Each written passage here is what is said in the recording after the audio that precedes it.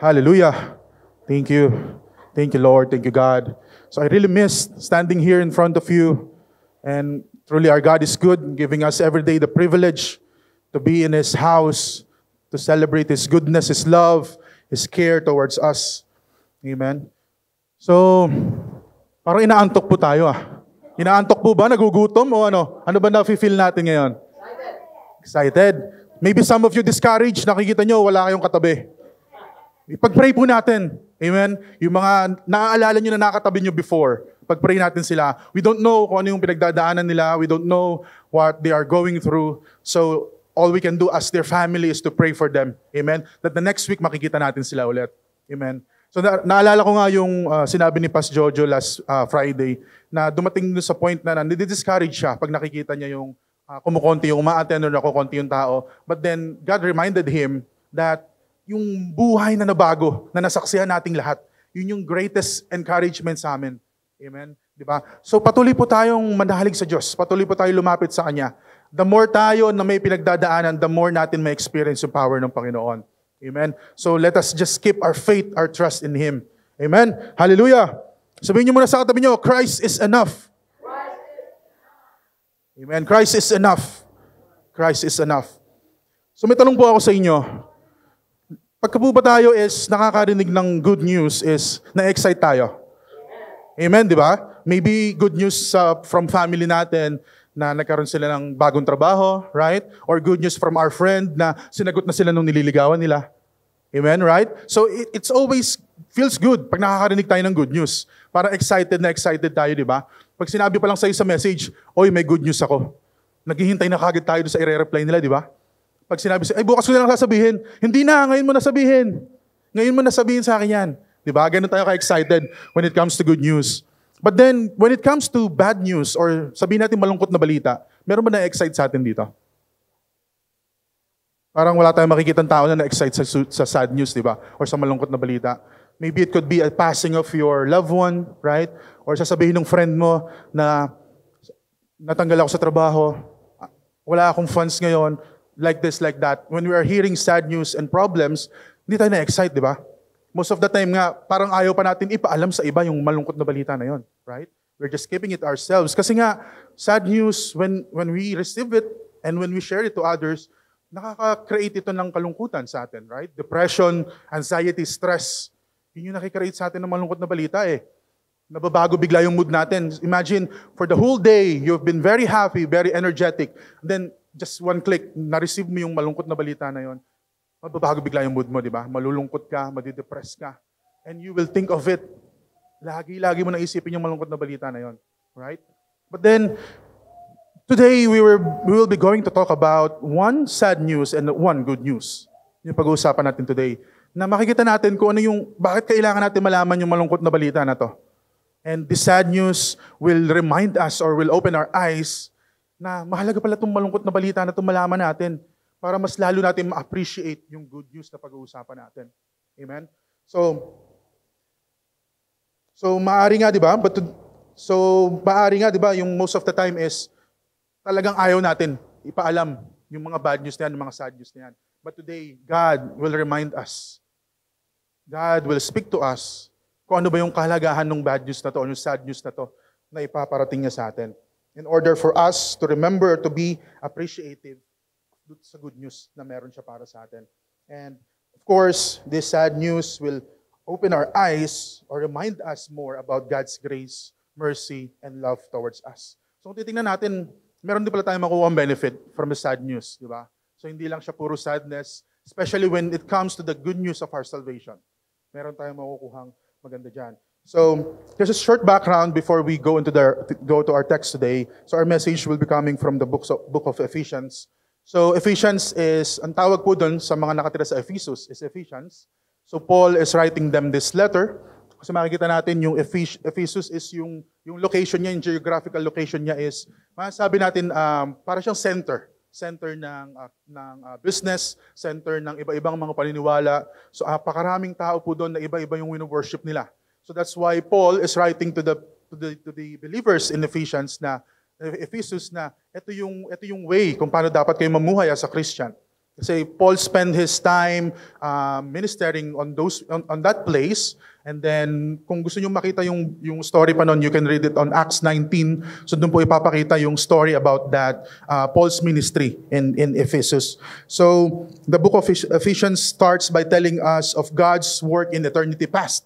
So before pa tayo makreate, nag-exist na po si God. Hindi po siya nag-exist lang nung kikreate na tayo. Okay? So, even before the world was created, God is already existing. Kasi He has no start. He has no end. Ganun po si God. So, from eternity past, He's already existing. And the book of Ephesians telling us of the great plan of God para sa atin, ng mga nilikha niya. Amen? So, hindi lang tayo basta nilikha ni Lord na, gusto ko mag-create ng tao. Hindi po. God has a great plan for us. So, meron pong purpose ang Panginoon kung ba't niya tayo nilikha. His people, and His purpose is to make us righteous in His eyes through our Lord Jesus Christ. And even before God created the world, God already decided to adopt us into His own family. So, makikita niyo po yan sa unang part ng book of Ephesians na nandun po yan sinabi na even before the world was created, God already decided in advance to adopt us into His family. So, makikita niyo, di ba? Bago pa tayo create ng Panginoon talaga, He's chosen us already to be part of His family through our Lord Jesus Christ. Amen? And of course, gustong gawin ng Panginoon yon kasi it's for His pleasure and of course for His glory. So yun po yung reason ng Panginoon. And also, from the book of Ephesians, it will tell us on how to live the Christian life. Kung babasahin niyo po yung mga susunod na chapters ng Ephesians, tuturuan po tayo dyan kung paano tayo dapat mamuhay as a Christian. Kasi nga, diba, sabi ko sa inyo, there's a lot of beliefs surrounding the place of Ephesus. So that's why Paul is instructing the Christians. This is how the way you should live as a Christian. So the book of Ephesians as well, it talks about yung living as a children of God and on how to continue living as a children of God. So tinuro rin po yan sa book of Ephesians. And it talks about relationships, husband and wife, children and parents. Tinuro po dyan. Slaves and masters, and also it reminds us on the last part about the armor of God. So alam naman natin yung armor of God, di ba? So it talks about the relationship of us as a church, the relationship with Christ. So sinabi doon that the church should always be under the authority of Christ. Kasi ito yung illustration na ginamit, husband and wife, wherein Christ is the husband and the church is His wife.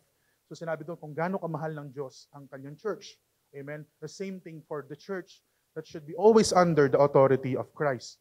Amen? So sinabi dyan lahat yon. And coming to our message for today talks about our former standing before we know Christ. Kung ano ba yung kalagayan natin bago natin nakilala si Kristo or bago natin tinanggap si Christ as Savior and Lord sa buhay natin. And also it talks about yung current standing natin as a Christian. Kung ano ba tayo after natin tinanggap si Christ sa buhay natin. So yun po yung mga bagay na i-discuss natin for today. Amen? And our message for today is entitled, From Sad News to Good News, the Saving Grace of Christ. It will come from Ephesians 2:1-10. Amen? So, excited na ba kayo sa sad news? Hindi pa rin? Tingnan natin kung after nito magiging excited tayo. So yung una nating di-discuss about the sad news. Ano ba yung prior standing natin before knowing Christ? Amen? Bakit siya para sa akin is malungkot siyang balita kasi sinabi dito kung ano tayo before natin nakilala si Christ. And talagang nakakalungkot po kung iisipin natin ulit. Kung babalikan natin kung ano yung buhay natin before we know Christ and before we accept Christ sa buhay natin. Is talagang masasabi natin, it's really a dark and terrible place to be. Yung place na wala si Christ sa buhay mo. Amen? So basahin natin dyan.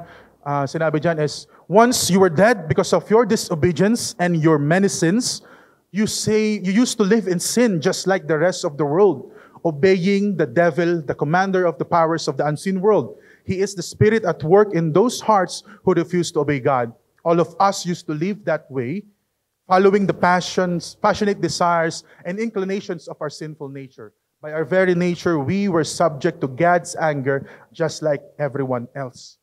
So sinabi dyan, just like everyone else. Nilahat po, wala tayong pinagkakaiba sa nakikita natin sa mundo na nakapaligid sa atin during those time na wala tayo kay Christ. Diba? So isa-isahin natin. Sabi dyan sa una, once you were dead because of your disobedience and your many sins. So hindi po ibig sabihin dyan that you are literally dead in physical form na na-resurrect tayo or na-reincarnate tayo. Hindi po. It talks about our condition, yung condition ng spirit natin. We are spiritually dead during the time that wala sa atin si Christ. So sabi niya, once you were dead because of your disobedience and your many sins. Sabi niya sa Ephesians 2:1. So it talks about our condition being spiritually dead. So patay po yung spirit natin. There's no way to communicate with God. There's no way for us to respond to God. There's no way for us to experience God kasi nga, we're spiritually dead. Patay yung spirit natin during those time na wala sa atin si Christ. That we are separated from God. We are hopeless.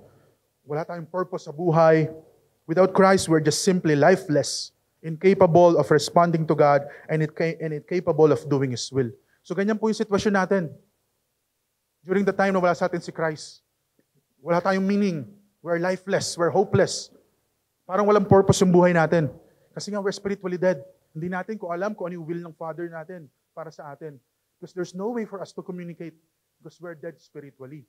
So ganyan po ka-terrible. Ganyan po kalungkot yung sitwasyon natin if Christ is not with us. And ano daw yung nag-cause? Ano yung nag-cause ng spiritual death na to? Ano yung nag-cause ng status natin na to? Kung bakit tayo naging dead spiritually? It's because of our disobedience and our many sins. Yun po yung naging cause niyan. Kung bakit tayo naging spiritually dead dahil sa disobedience natin. Dahil sa mga kasalanan na ginagawa natin. Dahil sa kasalanan na nakukumit natin. Yan po yung nagiging cause kung bakit tayo naging spiritually dead. Amen? We are rebelling against God. We are willfully turning away from God and choosing our own ways instead of God's will. So di ba, ganyan po manotice nyo, before you know Christ, ganyan po tayo lahat, di ba? Sinusunod natin kung ano yung gusto natin. Tayo yung namamahala sa buhay natin. Kung ano yung gusto ng flesh, yung bibigay natin. Tama? Lahat po tayo naka-experience ng ganyan, di ba? Na during those time na parang walang nagahari sa buhay natin, kundi yung pride natin, yung selfishness natin, di ba? Yung desire ng flesh natin, yung lagi yung nagahari sa atin. Yung lagi yung nasa isip natin, to gratify, to fulfill the lust of the flesh. Yung desire ng flesh ko, ito dapat yung mangyari. Diba? Ganyan yung situation natin before that. And we just don't commit sin during those time, but we are living in sin. Right? Ganun po yung sitwasyon natin before. Na hindi lang tayo basta nakakagawa ng kasalanan, but then, hindi natin napapansin na mumuhay na tayo sa kasalanan. Yan yung po kalungkot yung situation natin before, na hindi natin nakilala si Christ sa buhay natin. Namumuhay tayo sa kasalanan na it seems to be, na yung kasalanan is parang everyday part na ng buhay natin. Normal na sa atin na mag-commit ng kasalanan. During those time pa, nagiging proud pa tayo na nagko-commit tayo ng kasalanan, di ba? Pinagsasabi pa natin, oh, I did this, I did that. Ginawa ko to, ginawa ko yan. Kasi nga, yun yung nature natin. Dahil hindi natin alam na meron palang Christ na pwedeng mag-rule sa atin, na pwedeng bumago sa atin. So, ganun yung status natin. That's how exactly we're doing each day. Naging lifestyle na natin yung pag-commit ng kasalanan. Naging part na ng buhay natin. Kumbaga para bang, pag hindi ka nakakommit ng kasalanan sa isang araw is, parang hindi kumpleto yung araw mo. Parang hindi pa ako nakapagsinungaling ngayon na. Subukan ko nga sa mga kaibigan ko. Parang hindi pa ako nakapanloko ngayon na. Subukan ko nga sa mga katrabaho ko. Kasi ganun yung nature natin eh. Natural sa atin, during those time, natural sa atin yung mga bagay na yon. Kasi yun yung appetite natin nandun, yung gana natin, na parang hindi pa ako nakakapagsinungaling ngayon na. Sabihin ko kaya sa nanay ko, meron kaming project. Kahit wala naman. Kasi yung nature natin, as a human, di ba? Makasalanan. We're living in sin. Our lifestyle is sinful. And we refuse to obey God. Kasi hindi natin alam. We have an idea about God, but then hindi natin alam kung sino talaga siya. Ganun tayo before, na hindi pa natin nakilala si Christ. Next, sabi dyan, you used to live in sin just like the rest of the world, obeying the devil, the commander of the power in the unseen world. He is the spirit at work in the hearts of those who refuse to obey God. So makikita natin, di ba? Yung palang mga evil possess, hindi lang yung mga lumalakas na iiba yung boses. But then if you are disobeying God, spirit of rebellion, yung nasa puso mo, yun yung nagli-lead sa'yo. Right? Titingnan natin, marami tayong napanood na horror movies. Makita natin yung mga evil possess. Ang lalakas nila, di ba? Naiiba yung boses, pumapangit, nagkakaroon ng mga pangil. But then, simply by just disobeying God, you're letting the spirit of Satan rule in your hearts.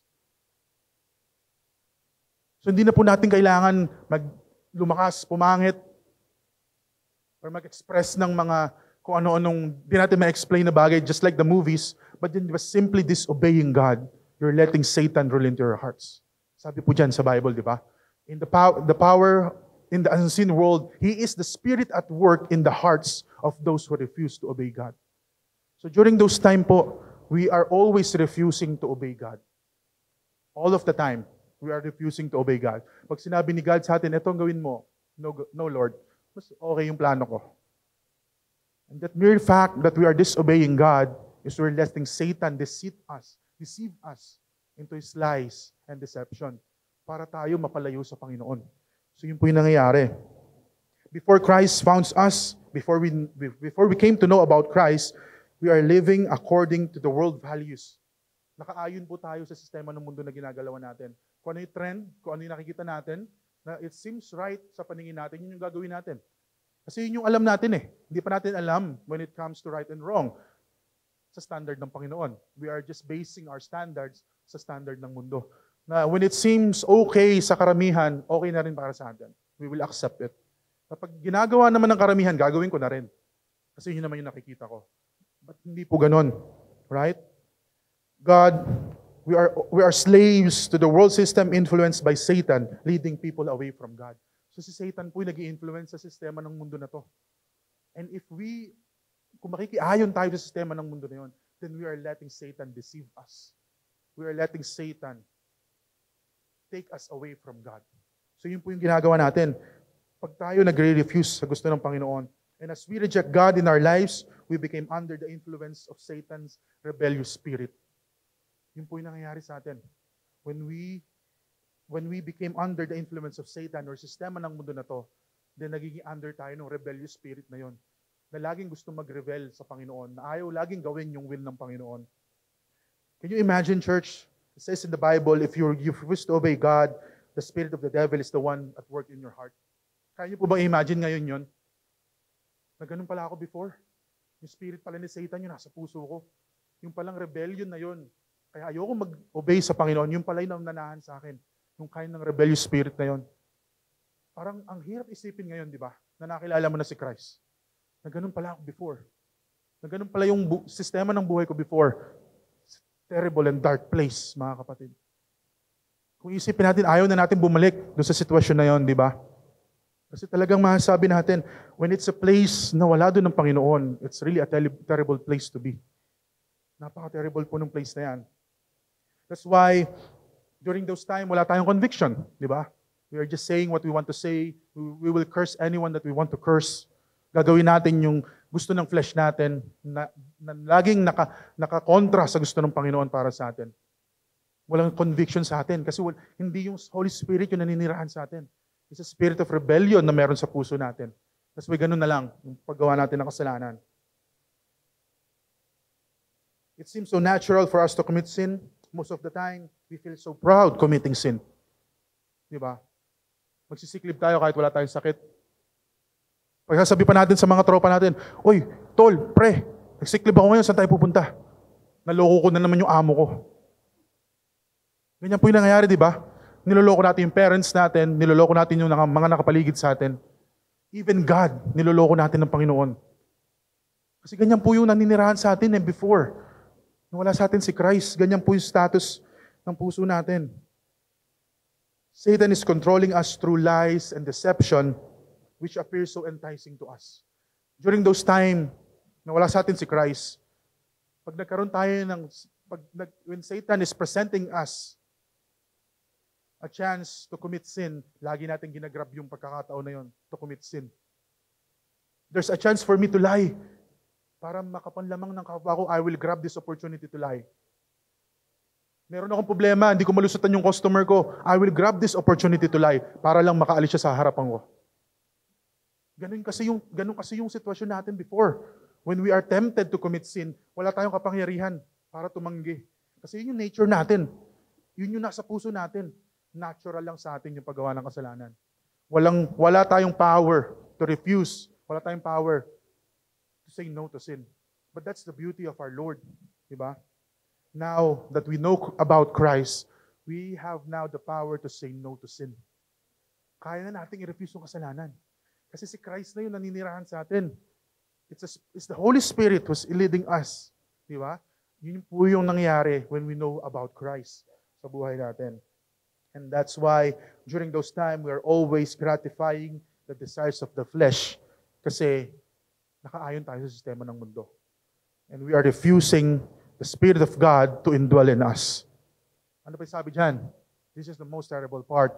Subject to God's anger. Sabi dyan sa Ephesians 2:3. All of us used to live in the way, following the passionate desires and inclinations of our sinful nature.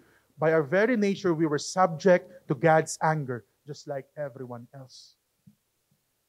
If you read about the Bible, makikita natin kung ano po ang nangyayari when you are subject to God's anger. It's really saddening to read about the stories pag ikaw ay subject sa anger ng Panginoon. Saka magtatago. Who will save you from the anger of God? Di ba? Yourself cannot save you from the anger of God.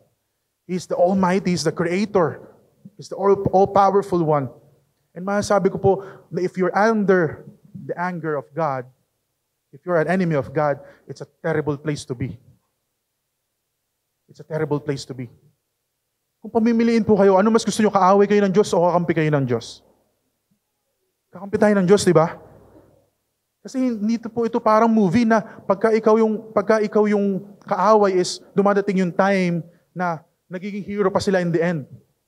Hindi po, pagkaaway po tayo ng Diyos, wala po makapagligtas sa atin. Just by believing in His Son, Jesus Christ. Yun po tayo. Yun po yung magiging way para sa atin. Para maging kasangga tayo ng Diyos. Kakampi tayo ng Diyos. That's why napakahalaga po na we are always remembering kung ano po yung ginawa ni Jesus doon sa cross na yon. Because of that, because of what Jesus Christ did on that cross, now God can see the righteousness of His Son sa atin. Isipin niyo po kung hindi nangyari yon, we're all subject to suffer in hell forever, eternity in hell. May experience ka ng hirap, sakit. That's how terrible it is when you're subject to the anger of God. None of us exempted from the wrath of God. All of us used to live that way. Lahat po tayo ganyan. Yung standing natin sa mata ng Panginoon before. We are all subject to God's anger. No one can save us from the wrath of God. No one. He is the all-powerful and the almighty God. Our flesh led us to a life full of self-gratification. We're satisfying our own desire, our own selfish desire. Lagi tayong hindi makatanggi sa urge ng flesh natin. Kasi ganun po tayo, yung previous standing natin. Ganyan po tayo when Christ is not in us. We're always eager to follow and to fulfill the urge of our sinful nature. We are all destined to suffer eternal separation from God. Yun po yung napakahirap isipin. Eternity, separated ka sa Panginoon. Ano pa yung mas masakit doon? Ano pa yung mas nakakatakot doon? That you are forever separated from God. And we all know what it will be kung tayo ay separated sa Panginoon. If you're in a place na wala doon ng Diyos, it will be a very terrible place, mga kapatid. But then, hindi po doon natapos. That's why we should be very thankful, always full of gratitude sa Panginoon natin, sa Diyos natin. Kasi He's not reminding us kung ano tayo before, but then He's also telling us kung ano tayo ngayon. As His Son, as part of His family. So yun po yung susunod natin. The good news, our new standing in Christ. So ito na po tayo ngayon after we come to know about Christ. After we experience the grace and mercy of our Lord Jesus Christ. Ito na po tayo ngayon. Ito na po yung standing natin. Sabi diyan, but God is so rich in mercy and loves us so much that even though we were dead because of our sins, He gave us life when He raised Christ from the dead. It's only by the grace of God that you have been saved. For He raised us from the dead, sa 6, for He raised us from the dead along with Christ and seated us in Him. And seated us with Him in heavenly realms because we are united in Christ Jesus. So God can point to us in all future ages as an examples of the incredible wealth of His grace, kindness towards us as shown in all He has done for us who are united in Christ Jesus. God saved you by His grace when you believe. And you can't take credit for this. It is a gift of God. Salvation is not a reward for good things we have done. None of us can boast about it. For we are God's masterpiece. He created us anew in Christ Jesus so we can do the good things He planned for us long ago. So again, isa-isahin po natin. Sabi dun sa una, But God is so rich in mercy, He loves us so much that even though we are dead because of our sins, He gave us life when He raised Christ from the dead. It's only by the grace of God you have been saved. So kung before we are dead spiritually, yung condition natin now, we're living under God's rich mercy and great love. So doon na po tayo ngayon. We're now living under the mercy, the grace, and the love of our Lord Jesus Christ. Yan na po yung standing natin ngayon. And before we don't have a way to connect to Him, we don't have a way to respond to Him, now we are living under His grace. Mga kapatid, ito na po yung situation natin ngayon.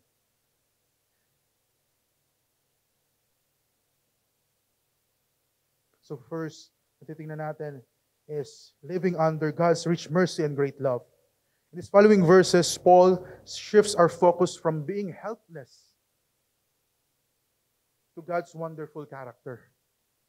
Makita natin, pinakita sa atin before kung ano ba yung sitwasyon natin before that Christ is not in us. So now, it's shifting our focus dun sa wonderful character ng Panginoon.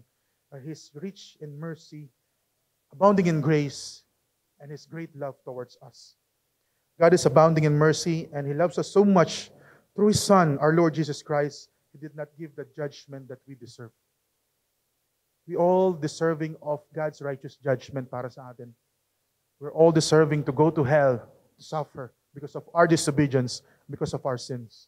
But God is so great. God is so merciful. God is so abounding in mercy and loves us so much that yung righteous judgment niya hindi niya binigay sa atin.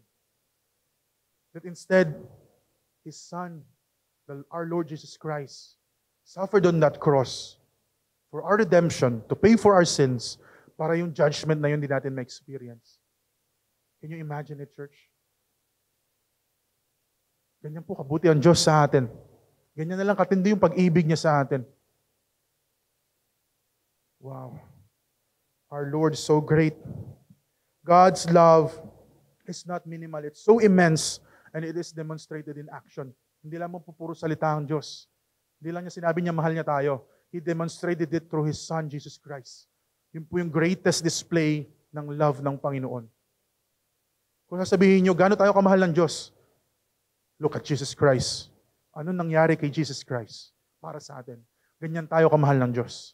Ganun na lang katindi yung pag-ibig niya sa atin na kailangan pa niyang ibigay yung anak niya for us to know about that love, for us to experience that kind of love. And then there are a lot of times na nagko-complain tayo sa buhay natin. When there are a lot of times dumating sa atin yung mga pagsubok, when times get hard para sa atin, we are complaining. Sinisisi natin yung mga nangyayari sa atin, sinisisi natin ang Diyos. But then we are always forgetful about His love sa atin, His mercy sa atin, His love para sa atin. Can you imagine na tayo yung ipapako sa cross na yon? Na tayo yung magbabayad sa kasalanan natin? Hindi ko po ma-imagine, mga kapatid, kung gaano yung pain, kung gaano na lang yung suffering. That's why we should always be thankful sa Panginoon about His love sa atin. Kasi ganun na lang po niya dinisplay yung pag-ibig na yon. His love is so great. It's so immense. Hindi natin masukat yung pag-ibig ng Diyos. Nandito tayo, na-experience natin siya sa buhay natin. We should always be thankful and full of gratitude. Kung ano man yung meron natin, kung ano man yung sitwasyon natin ngayon, God is good. Nandun man tayo sa difficult times ng buhay natin, God is good. Dumadanas man tayo ng hirap, meron man tayo mga challenges, still God is good. Tandaan po natin yan. Yung pagiging mabuti po ng Diyos, hindi nakadepende sa sitwasyon natin. So most of the time, nangyayari sa atin, when time is not in our favor, yung sitwasyon hindi naka-favor sa atin, nagiging masama ng Diyos. Kinalimutan ako ng Diyos, God has forsaken me. Hindi binigay ng Diyos yung pinagpipray ko. Hindi ako naririnig ng Diyos. Pero hindi po. God has always been good to us. Every day ng buhay natin, God is good. If we will just focus on that great love and the goodness of God, mawawalan tayo ng place para mag-complain. mawawalan tayo ng place para sisihin ng Diyos. Mapupuno tayo ng gratitude sa puso natin. Kasi can you imagine, if God did not do this, if He give us the judgment, the righteous judgment na deserve natin, nasan tayo ngayon? We should always be thankful na wala tayo dun sa sitwasyon na ngayon because of our Lord Jesus Christ. Ganyan po kabuti ang Diyos sa atin. That great love was demonstrated to the redemptive work of our Lord Jesus Christ. It's not only God's grace and it's only by God's grace we have been saved and spared from the righteous judgment that we deserve. Hindi po dahil dyan, sa kabutihan natin, sasabihin natin kaya tayo naligtas. Hindi po. It's only by the grace of God, mga kapatid. Yun lamang po ang kailangan natin tandaan. It's only by the grace of God kung bakit tayo naligtas. Yun lang ang kailangan natin tandaan. Sunod natin. Living in our new standing in Christ. Yun ang sunod natin. For He has raised us from the dead along with Christ and seated us with Him in the heavenly realms because we are united in Christ Jesus. Sabi niya sa Ephesians 2:6. Not only we are seated from God's righteous judgment, not only we are spared from God's righteous judgment, we are now given a new standing, a new relationship with God. If you remember previously, we are spiritually dead, we are sinners refusing to obey God, we are subject to God's anger, and we are subject to God's righteous judgment sa atin. Now we are living under His grace and under His love. Ito na po yung katayuan natin ngayon, mga kapatid, na kailangan natin lagi ipagpasalamat.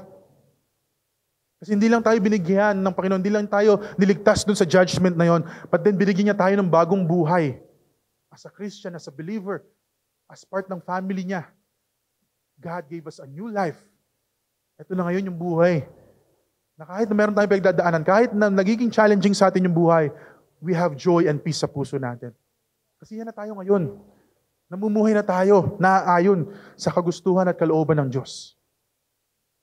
Yes, hindi sinabi na exempted na tayo sa mga challenges ng buhay. Hindi sinabi exempted na tayo sa mga pagdadaanan natin. And dapat nga, minsan, nagiging thankful pa tayo dun sa challenges na yun eh. Kasi doon natin makikita yung power ng Diyos sa buhay natin. There are a lot of times that God will challenge us. There are a lot of times na susubukan yung faith natin. But it is for our own good.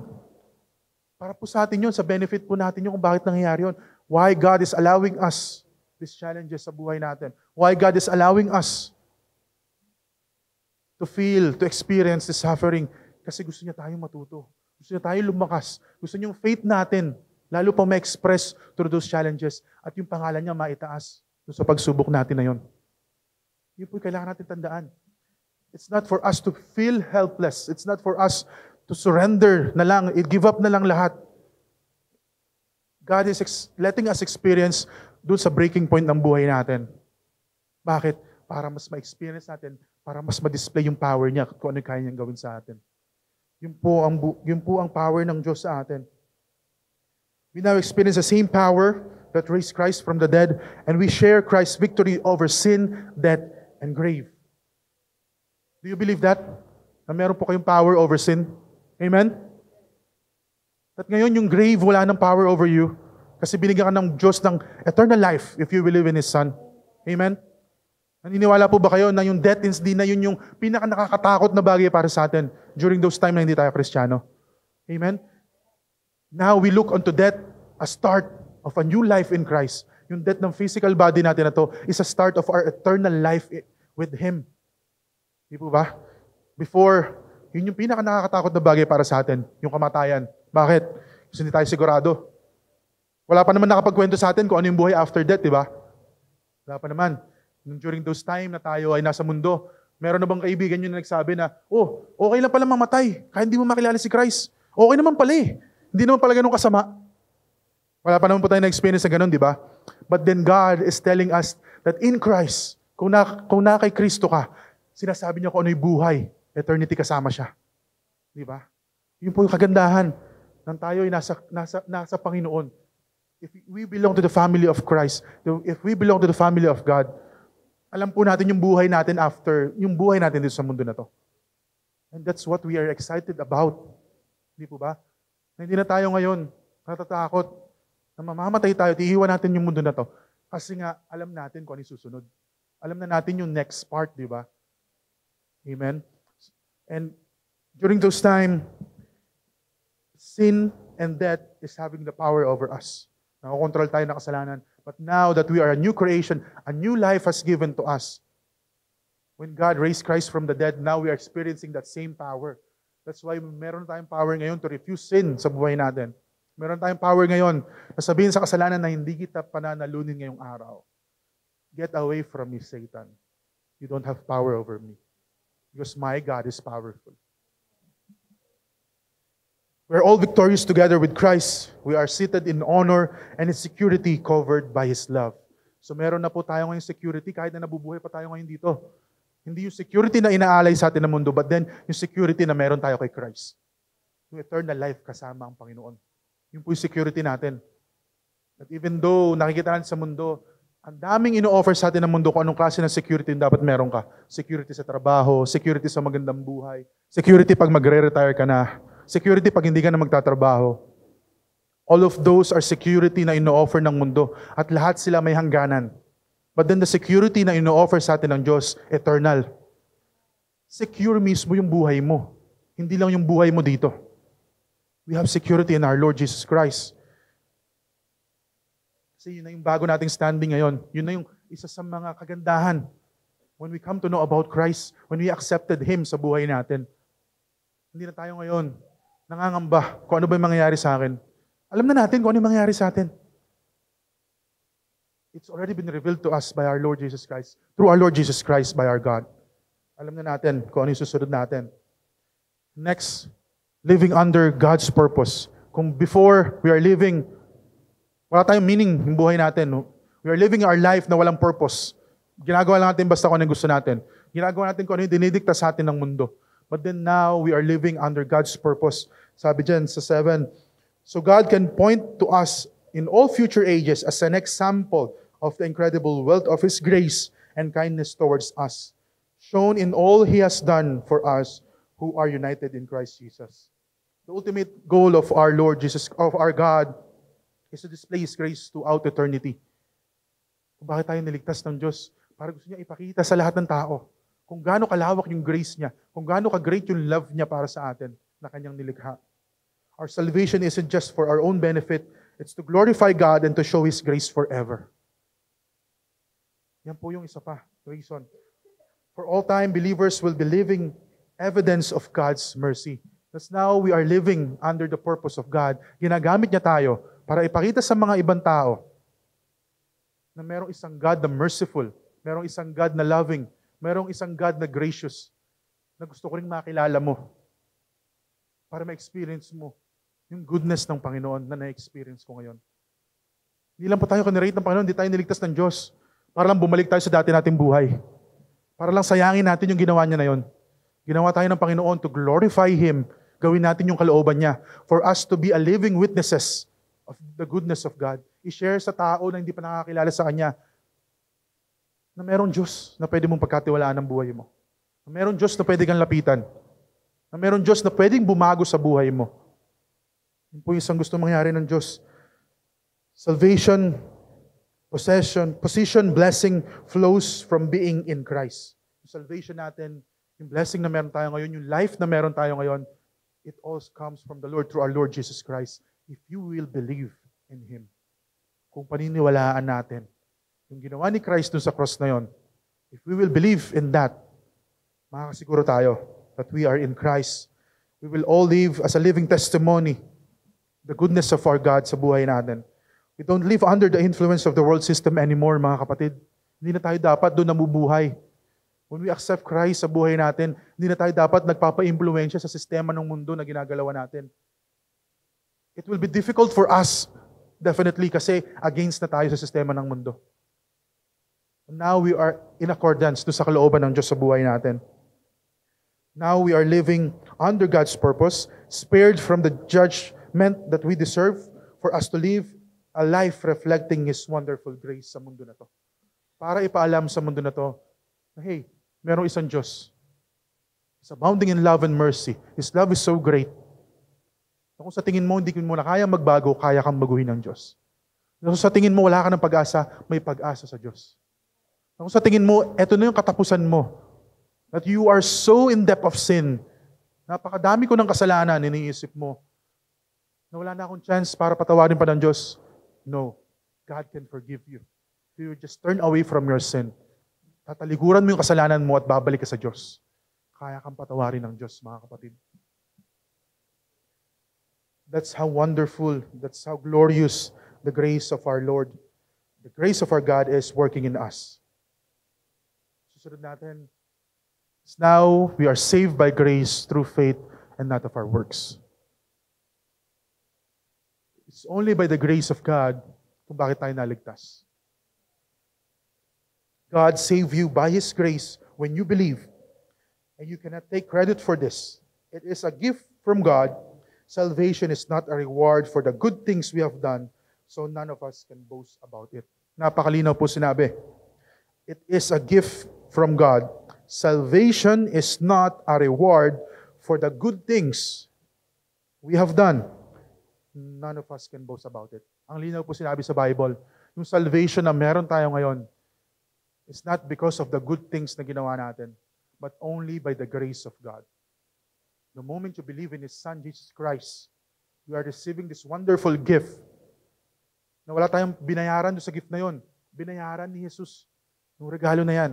Yung eternal life na binigay sa atin ng Diyos. We are receiving it freely from our Lord. We need to believe. Inaalis sa atin ito yung pagiging boastful natin. It humbles us knowing that we don't have any contribution to sa salvation na meron tayo, but it's all because of the grace of God. It's only by the grace of God you have been saved. God's grace is our undeserved favor. Hindi po natin deserve yung salvation na yan. Hindi po natin deserve yung grace ng Panginoon. Pero bakit? Because He's so rich in mercy. He's abounding in grace, and His love is so great for us. Kaya po niya binigay sa atin yan. But we don't deserve it. Hindi po natin deserve. Kung magiging way yun para sa atin, para magmalaki tayo, I want to remind you. And God is reminding us that it's only by the grace of God kung bakit tayo naligtas. It's not because of our achievements. It's not because of what we have become. Yung mga good things na ginawa natin. Kahit ipunin mo lahat yan, ipagmamalaki mo sa Diyos na ito yung reason kung bakit ako naligtas, hindi po. It's only by the grace of our God kung bakit tayo naligtas. When we believe, our faith becomes our means by which we receive the grace of our God. The world around us seeks power in many places, wealth, status, religion, or even personal effort. Ang dami po, ang tao, humahanap sila ng way para maligtas. Tinuturo nila ang religion, tinuturo nila yung power nila, tinuturo nila yung status nila, tinuturo nila achievements nila kung bakit sila maliligtas. But then, I can tell you mga kapatid, no wealth, no status, no religion, no personal effort can save you. Wala po kahit na ibang way para sa ating kaligtasan, but only through our Lord Jesus Christ. When we believe, our faith becomes our means. Our good work will never be a way for us to be saved. Pero hindi po sinasabi dyan na hindi tayo gagawa ng mabuti. Yes, no good works can result to our salvation. But then we are designed by God to do good works. Siyempre, alam nga namang tinanggap mo yung salvation ni Christ, tas gagawa ka ng puro kasamaan. Sasabihin mo, I am saved by God, pero gagawin ko pa rin itong mga kasamaan na to. Gagawin ko pa rin yung dating buhay ko. Kaya tayo binago ng Diyos, kaya tayo binigyan ng bagong buhay for us to do good works, to do His will sa buhay natin. So now, church, I want to encourage you, let us stop trusting our own strength, our wealth, our status, or our personal efforts, or even tradition or religion. At doon natin pagkakatiwala yung salvation natin. Hindi po. Wala pong kahit sino at kahit ano makakapagligtas sa atin. Only the power of Jesus can save us. Let us show in our actions that we believe that Jesus Christ is enough to save us by putting our 100% trust and faith in Him. Wag lang po natin sabihin sa words natin na, yes, Lord, tinatanggap ko yung salvation na ino-offer mo. Yes, God, tinatanggap ko yung salvation na ino-offer mo. But then let it reflect sa buhay natin as a Christian. Reflect natin yung character ng Diyos na talagang inaccept natin siya. Yung love niya, yung care niya, yung compassion niya, yung mercy niya. Let us reflect sa buhay natin as a Christian. Kasi part na tayo ng family niya. We are all ambassador of Christ sa mundo na ito. At yun lang po dapat yung nire-reflect natin na character, yung character ng Diyos sa buhay natin. Jesus can save us. Let us show it in our actions as well. Hindi lang yung basta, nandito tayo, we receive His salvation and that's it. Let us share it to others para yung mga tao rin na hindi pa nakakilala sa Kanya, ma-receive yung salvation na ino-offer ng Diyos. Sila rin is mapabilang sa family ni God. Di ba napakasarap isipin na yung buong mundo na born again, and now, it belongs to the family of God.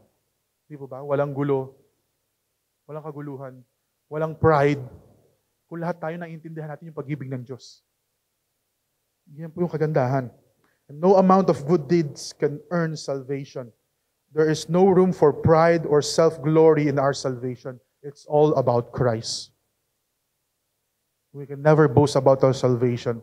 Ano man yung status mo sa buhay ngayon, ano man yung narating mo, ano man yung na-contribute mo, sasabihin mo, na-contribute ko sa church, nagawa ko sa ministry, we can never boast about our salvation. Wala pa tayong pwedeng pagmalaki sa Diyos. It's only by His grace kung bakit tayo naligtas. Wala pong kahit anong mabuting gawa na magliligtas sa atin. Hindi po ito yung cause ng salvation natin. Ito po yung fruit ng salvation natin, yung good works na ginagawa natin. Most of the time, people get confused when it comes to good works and salvation.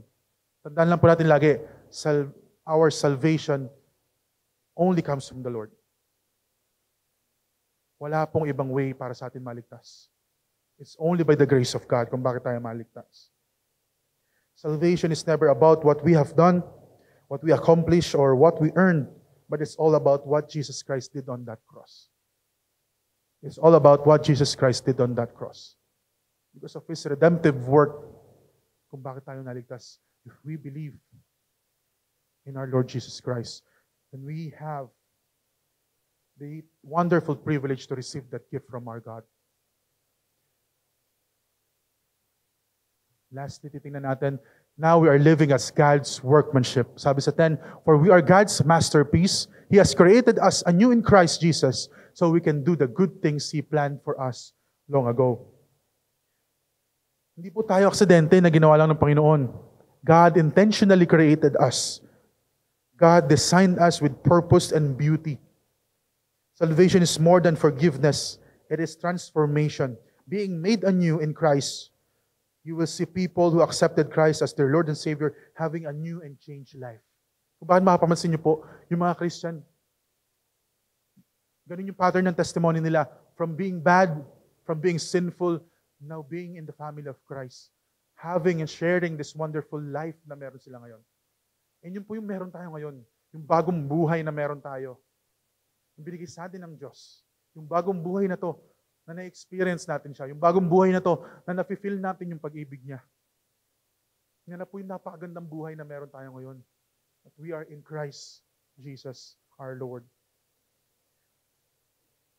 You will see people, yung buhay nila na bago, situation nila na from being in a very desperate situation, now they are in a situation na sila mismo nagbibigay ng encouragement. Diba? Parami pong buhay na makikita natin na binago ng Diyos. Our hearts, our character, our desires are getting transformed, shouting with gratitude and thanksgiving to our Lord Jesus Christ, to what He has done for us. Yun na po yung buhay natin ngayon. Reflection of God's character, na namumuhay na tayo ng merong pasasalamat lagi, merong gratitude kung anong ginawa sa atin ng Diyos. If we are living before in a life full of complaint, now we are not. We are living in a life full of thankfulness sa puso natin of what God has done for us.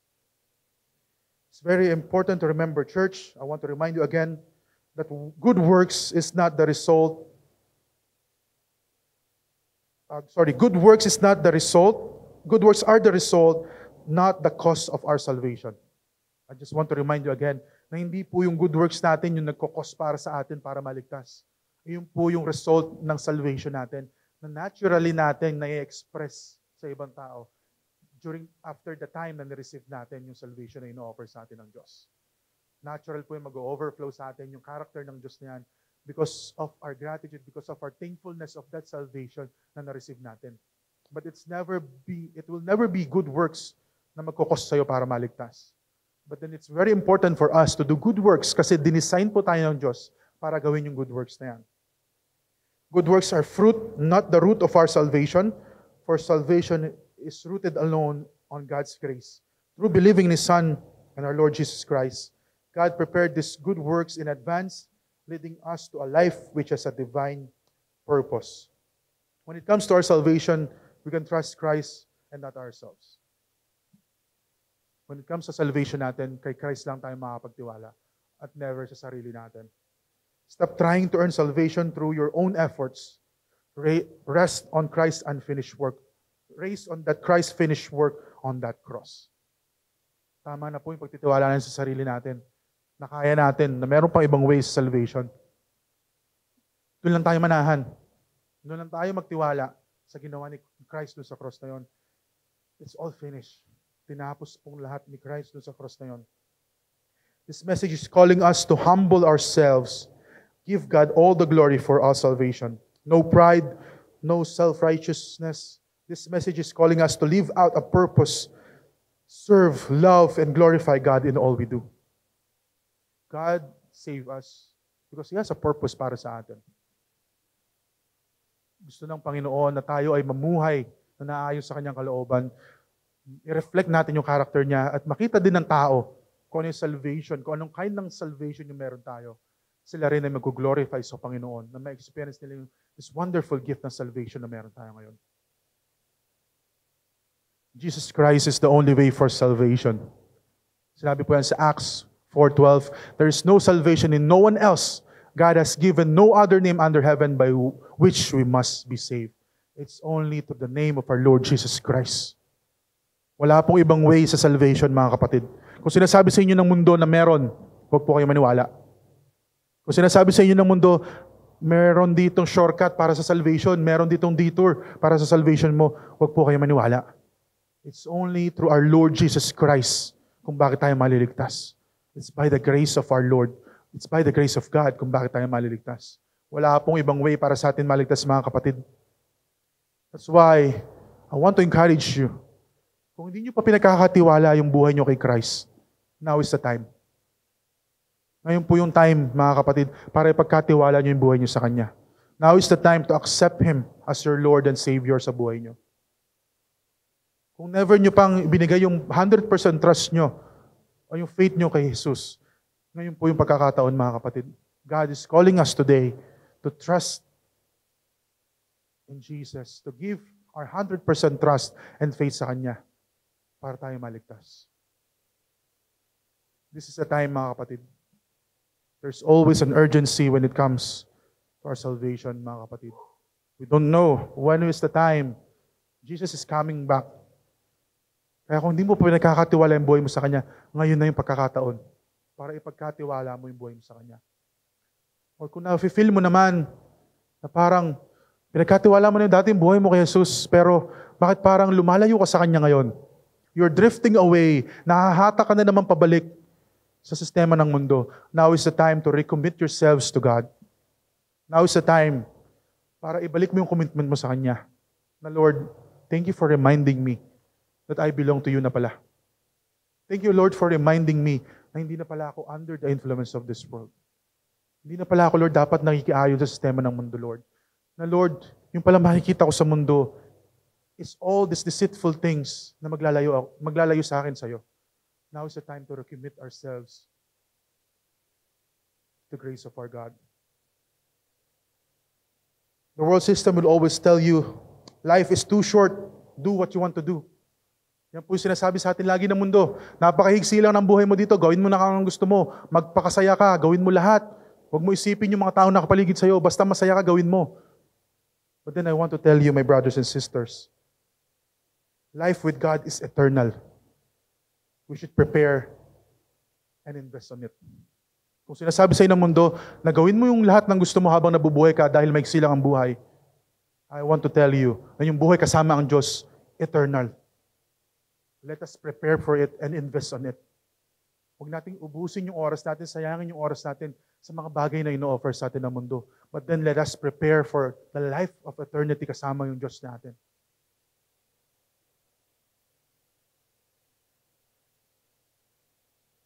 church, if you're still trying to find other ways for your salvation, now is the time to surrender. Ito po yung chance natin. Ito po yung pagkakataon natin to surrender our lives to our God. Now is the time to receive Christ. Let Him feel that emptiness in your hearts. Christ is enough for us to be saved, mga kapatid. Christ is enough for us to be saved. Wala pong kahit sino makakapagpuno ng kakulangan dyan sa puso natin, kundi si Christ lamang. It's only Christ, mga kapatid. And before we pray, I just want to give you this reflection questions para sa atin. Number 1, am I trusting God alone for my salvation? Tanungin natin mga sarili natin. Baka mamaya nakakalimot tayo. Am I really trusting God alone for my salvation? Number 2, what are the areas of my life that I haven't surrendered yet to God? Maybe sinabi mo sa sarili mo, yes, I accepted Christ as my Lord and Savior. Pero meron pa rin mga area ng buhay mo na hindi mo pa talaga sinusurrender sa Kanya. Let us examine ourselves. Alamin natin kung ano yung mga bagay na yon. And let us have this alone time with our Father and surrender these things to Him. God bless po sa ating lahat. To God be the glory.